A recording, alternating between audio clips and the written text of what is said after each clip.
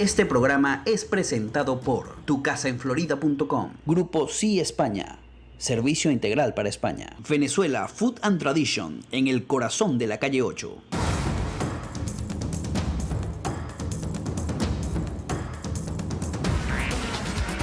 Patricia Poleo en Agárrate, opinión estremecedora. Buenas noches, bienvenidos a Agárrate. Hoy es viernes y generalmente los viernes tratamos de que sea un día ligero, pero bueno, las circunstancias y las noticias obligan a que hoy no lo sea tanto. Pues hoy el presidente de Venezuela, Nicolás Maduro, ha decretado un estado de emergencia económica por 60 días y además pues hoy se presentó en la Asamblea Nacional para su mensaje anual y bueno, ahí dijo cualquier cantidad de cosas dignas de analizarse, ¿no? Por supuesto, una de las que más me llamó la atención es la oposición que va a hacer o la resistencia que se le va a hacer a la ley de amnistía. Todo eso va a traer cola y va a traer noticia y mucha tela que cortar. Pero vamos a comenzar con lo que es más preocupante, digamos, de alguna forma, de todo lo que se ha anunciado el día de hoy y es este estado de emergencia económica. Y vamos a tratar de entender el día de hoy de qué se trata esto, porque por supuesto hay mucha especulación. Se ha dado mucha información que no es especulación, sino que es cierto. Y vamos a tener un experto el día de hoy, José Ignacio Guarino, analizando exactamente cuáles son las repercusiones de este estado de emergencia económica. Primero vamos a ver el ministro de Economía de Venezuela, recién estrenándose, Luis Salas, anunciando esto y después vamos a hacer el análisis. Vamos a verlo. Decreto, artículo 1. El estado de emergencia económica en todo el territorio nacional, de conformidad con la Constitución de la República Bolivariana de Venezuela y su ordenamiento jurídico, a fin que el Ejecutivo disponga de la atribución para adoptar las medidas oportunas que permitan atender eficazmente la situación excepcional, extraordinaria y coyuntural por la cual atraviesa la economía venezolana y que permita asegurar a la población el disfrute pleno de sus derechos y el libre acceso a bienes y servicios fundamentales e igualmente mitigar los efectos de la inflación inducida. Bien, este es el ministro de Economía de Venezuela, Luis Salas. Tenemos vía Skype a José Ignacio Guarino, él es experto en finanzas y es profesor universitario en la Universidad Católica Andrés Bello. Buenas noches, José Ignacio, ¿cómo estás? Hola Patricia, buenas noches, ¿cómo estás? Un placer. Bueno, mira, la primera duda que tengo yo quiero que tú, porque ustedes, así como todos los periodistas nos conocemos, etcétera, bueno, yo me imagino que los expertos en finanzas se conocen todos. Este señor Luis Salas, ¿quién es? Que todavía a estas alturas, bueno, está recién nombrado en el cargo, pues, pero nadie termina de entender exactamente quién es y cuáles son sus condiciones para que en este momento de crisis económica que vive el país sea él el elegido por Nicolás Maduro para el cargo. ¿Quién es él? Bueno, mira, no tengo el placer, por llamarlo de alguna manera, de conocer al profesor y al ministro, quien fue el que habló hoy y describió un poquito el tema del decreto de emergencia económica. Tengo entendido que es sociólogo, es profesor universitario en la Universidad Bolivariana, pero más allá de eso no tengo conocimiento. Y bueno, sí, tiene algunas publicaciones, tiene algunas teorías sobre las causas de la inflación, por qué la inflación. Fíjate que él habla de la inflación inducida. Aparentemente su teoría es que la inflación está basada y centrada en las ganancias de las empresas. Por ende hay que controlar las ganancias de las empresas. Entonces eso es un poco, digamos que contra el sentido económico, ¿no? Porque las empresas tienen en su génesis el producir ganancias, ¿no? Y riqueza. Hacia análisis, aparte, pues el aspecto a mí que no es que no me gusta como mucho para que sea un ministro de Economía, pero bueno, vamos al tema que nos ocupa el día de hoy, José Ignacio. Yo voy a leer artículo por artículo para que tú nos los vayas explicando, porque además tú eres un experto en la materia, eres profesor universitario, y yo quiero que tú nos vayas explicando hasta dónde pueden llegar, porque son 60 días según lo que se decretó, pero si esto se puede extender y cuál puede ser la incidencia de esto en el bolsillo de la gente, que yo creo que es lo que más nos preocupa. El artículo 1 dice que el estado de emergencia económica en todo el Estado Nacional, de conformidad con la Constitución y su ordenamiento jurídico, a fin de que el Ejecutivo disponga de la atribución para adoptar las medidas oportunas que permitan atender eficazmente la situación excepcional, extraordinaria y coyuntural por la cual atraviesa la economía venezolana y que permita asegurar a la población el disfrute pleno de sus derechos y el libre acceso a bienes y servicios fundamentales, e igualmente mitigar los efectos de la inflación inducida, de la especulación, del valor ficticio de las divisas, así como también contrarrestar las consecuencias de la guerra de los precios petroleros que ha logrado germinar el calor de la volátil situación geopolítica internacional actual, generando una grave crisis económica. Esto más que todo me parece que son como los objetivos de la ley, ¿no? Sí. Mira, lo principal y lo primordial que tiene que buscar un jefe de Estado y que en Venezuela no se está produciendo es generar confianza. Si tú no generas confianza, no tienes un marco regulatorio claro, unas reglas del juego claras, pues ¿quién va a invertir en un país como en Venezuela? Donde, por ejemplo, hoy estamos, el riesgo país de Venezuela hoy está por encima de los 3.000 puntos básicos. ¿Qué es eso? De Venezuela, porque las personas vengan a invertir aquí, la mínima tasa de rendimiento que le piden es 30%. Eso es una locura a nivel mundial. A nivel mundial ningún instrumento, título financiero o inversión te rinde 30%. Y eso está pasando en Venezuela. Entonces, podemos tener 10, 20, 30 decretos de emergencia económica. Podrá el Ejecutivo Nacional, por medio de regulaciones, por medio de decretos, querer gerenciar la economía y no va a pasar absolutamente nada. Va a empeorar el escenario económico en Venezuela. Pero fíjate, este primer artículo más o menos dice lo que tú hablabas de las teorías de este ministro, ¿no? Acerca de que el problema es inducido, viene de afuera, es provocado. Correcto. Es decir, esto no viene, la crisis económica no viene por la mala praxis del gobierno y de sus ministros que ha tenido durante 17 años, porque no podemos hablar del tiempo de gobierno de Nicolás Maduro nada más. Ellos hablan de que incluso que los precios del petróleo han bajado, Sí. prácticamente lo dice, para hacerle daño a la economía nacional.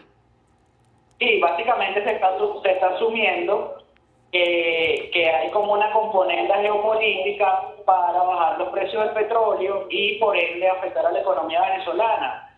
Para nadie es un secreto que la economía venezolana desde hace más de 100 años es una economía monoproductora, monorrentística, pero bueno, o sea, ya tenemos 17 años donde se dijo que estábamos en un tema de revolución, donde se iban a cambiar los preceptos, los principios, y hoy en la memoria y cuenta, pues el presidente dice que vamos a comenzar, que ese modelo todavía está en vigencia, el modelo rentista petrolero. Pero caramba, si el Estado no ha hecho nada para generar confianza, sino todo lo contrario, se ha destruido el aparato productivo en Venezuela. Entonces, ¿cómo vamos a tener una economía diversificada? Es ilógico. Fíjate, José Ignacio, ahí, bueno, y además habría que decirse, si bien los precios del petróleo han bajado ahora, ¿cuánto tiempo tenemos en Venezuela con los precios del petróleo más altos y qué pasó con ese dinero que ingresó? Eso habría que preguntárselos, ¿no? ¿Por qué la economía no se puso a valer en Venezuela? ¿Por qué no se aceleró el aparato económico con los precios del petróleo que hubo, no? No, y hay algo muy interesante y algo que de las notas que tomé sobre del discurso del presidente. Además de tener unos niveles importantes de ingresos récord en Venezuela con precios de petróleo récord, también Venezuela llegó a unos niveles de endeudamiento externo récord.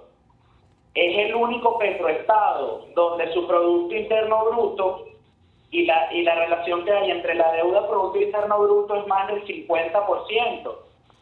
Mientras que los otros petroestados se dedicaron a fortalecer sus economías, a crear fondos de inversión, pues Venezuela no hizo lo mismo y por eso estamos pasando lo que estamos pasando. Ni siquiera se hicieron o se construyeron instrumentos financieros de cobertura que permitieran que cuando los precios del petróleo bajaran, porque esto es un ciclo, nosotros estuviéramos cubiertos en Venezuela. Entonces esas son las grandes preguntas. Porque otro tema, José Ignacio, es que en todos los países que tienen renta petrolera, estamos hablando hasta de Dubái, han aumentado los precios del petróleo por esta bajada del crudo.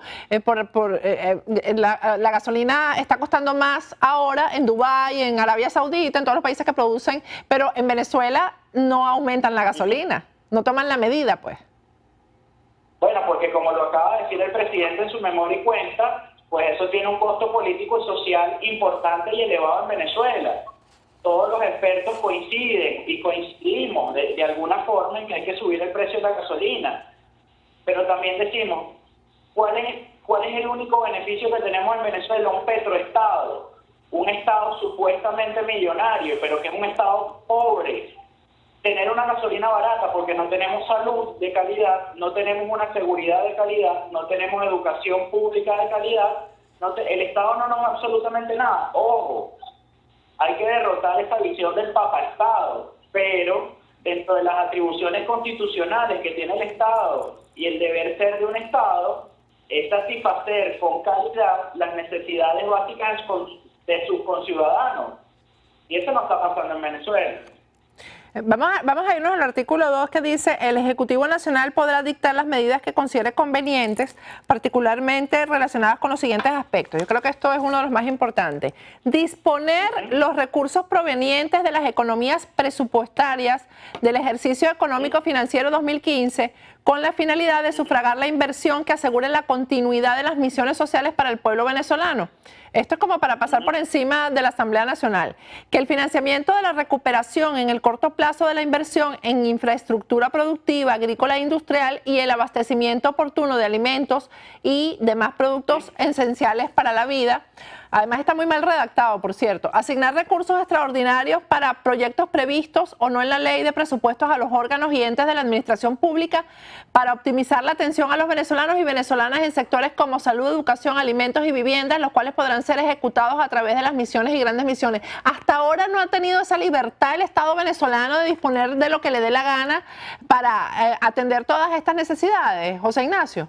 Por supuesto que las ha tenido, porque hasta el presupuesto aprobado para este año 2016 lo hizo una asamblea con mayoría del oficialismo. Entonces, ¿qué es lo que deberíamos hacer si estamos en una real emergencia económica? Lo primero, recalcular el presupuesto nacional. Hay que sincerar las variables. En base a cuánto está calculado el presupuesto, en un barril de petróleo, ¿en cuánto? ¿Y en cuánto está el barril de petróleo y cerró el barril de petróleo venezolano hoy? Alrededor de los $24. Es imposible, con base en lo que se calculó el presupuesto nacional del 2016, cubrir el presupuesto. A mí me llama la atención que entre las disposiciones que hay están como que son simplemente las obligaciones, las responsabilidades del Estado y las están colocando en una emergencia económica. José Ignacio, yo no sé mucho de economía, pero lo estoy interpretando de esa manera. Por ejemplo, hay uno que dice dispensar de los trámites cambiarios establecidos por Sencoex y por el Banco Central de Venezuela a órganos y entes del sector público o privado a los fines de agilizar y garantizar la importación de bienes o insumos indispensables para el abastecimiento nacional, la reactivación productiva del país o el aumento de la capacidad tecnológica productiva. Esto es lo que va a traer que se sigan robando los dólares. Porque ahora les van a dar dólares a diestra y siniestra y se los van a robar. O van a robarse más. Pero es que básicamente yo creo que el problema va más allá, Patricia, porque el tema es que el flujo de caja está bastante comprometido sobre los dólares, porque cada día tenemos menos dólares. Más allá entra en la diatriba de como el presidente en algún momento de la memoria y cuento hoy lo dijo, de que se había hecho una economía dependiente de lo que era el Caribe y todo este tema, y de a quién se le asignó y no se le asignó, y la transparencia o no, es que básicamente seguimos en lo mismo. Sí. O sea, aquí el tema es si sustituimos importaciones o no, cuán productiva va a ser la economía. En este momento, después de 17 años y con esta gran crisis, exactamente, y los dólares, ¿cómo enrumbamos esta economía? ¿Cómo hacemos para que se produzcan aquí las cosas que importamos? ¿Cómo hacemos para reconstruir una economía que se hizo una economía de puerto? donde era más... Donde Bueno, el negocio es que se hay convirtió en un negocio cambiario. Hay uno de los artículos que dice que hay que agilizar que la mercancía salga pronto de los puertos. Eso se supone que es una obligación del Estado. Vamos a ir a un corte, José Ignacio. Al regreso vamos a hablar de las medidas que se supone son para evitar o para acabar con el desabastecimiento, porque se habla, y eso también quiero que me lo diga clarito, de que entre mayo y junio viene una crisis, pero terrible en Venezuela, que no la va a poder parar nadie, y todo derivado, por supuesto, de que la gente simplemente no consigue qué comer. Y eso yo creo que eso es lo que el pueblo más necesita y más exige, y lo que más reclama. Cuando tú no tienes nada que darle de comer a tus hijos, ahí es que la cosa se pone bien fea para el Estado, para el gobierno, pues. Al regreso seguimos hablando con José Ignacio Guarino, pero primero vamos a hablar de tu casa, del momento de escoger el lugar donde vas a vivir. Para eso tienes un gran aliado en la Florida, que es Tu Casa en Florida.com. Es una compañía de real estate fundada por venezolanos que saben lo que te gusta. Ellos prestan el servicio de venta y alquiler de casas, apartamentos y todo lo que necesites para vivir en la Florida. Te hacen las remodelaciones a tu gusto, y si quieres construir, te hacen tu casa a la medida de tus necesidades. Si compras inmuebles para alquilar, ellos te los administran. Tucasaenflorida.com funciona como un motor de búsqueda de inmuebles y propiedades. Cada persona puede ingresar en la página web y desde allí buscar y encontrar las propiedades con características, precios, disponibilidad y fotos actualizadas. Su página web es www.tucasaenflorida.com. En las redes sociales son en Instagram, @tucasaenfl, en el Twitter, @tucasaenflorida. Tienen un correo electrónico que es info@tucasaenflorida.com y 3 números telefónicos, uno que puedes llamar directamente desde Venezuela, que es el 771-0568. Desde Estados Unidos puedes marcar el 561-927-5412 y desde Perú el 718-5028. Vamos a un corte y al regreso seguimos hablando con José Ignacio Guarino, que es experto en finanzas. Ya volvemos.